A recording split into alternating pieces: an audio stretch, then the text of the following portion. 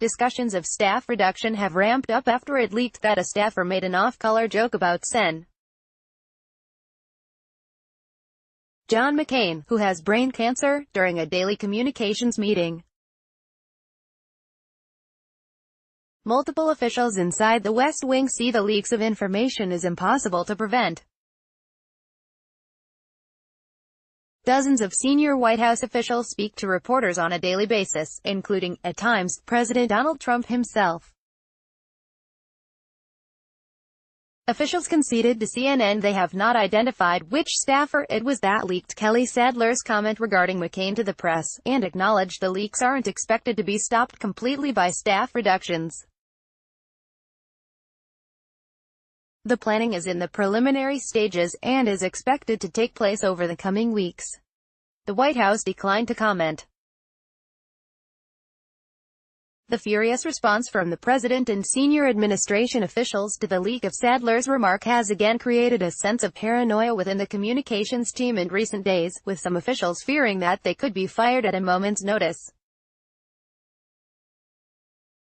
The division over Sadler's remark has highlighted a long-running feud between the White House press team and the communications team, with officials often going out of their way to draw a distinct line between the two. The press team is smaller, and is led by Press Secretary Sarah Sanders. It includes the 3 deputy press secretaries, 2 assistant press secretaries and a handful of press wranglers.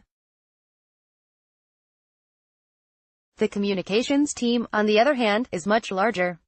Since Hope Hicks' departure, it has been led by Mercedes Schlapp, and consists of nearly 24 staffers. The cancellation of the daily communications meeting, where Sadler remarked last week that McCain was dying anyway, comes after Chief of Staff John Kelly also reduced the number of senior staff meetings he holds. Though they used to be held in his office 3 times a week, they now only occur once a week. Kelly, who was hired to replace Reince Priebus last July, has long complained about the press operation and favors reducing the number of staffers with ill-defined roles. Kelly recently told NPR he wished he had been at the White House since day one to help with staffing. I think in some cases in terms of staffing or serving the president, that first 6 months was pretty chaotic, and there were some people hired that maybe shouldn't have hired some people that were. It was just, I wish I'd been here from the beginning because I could have brought the organization from day one.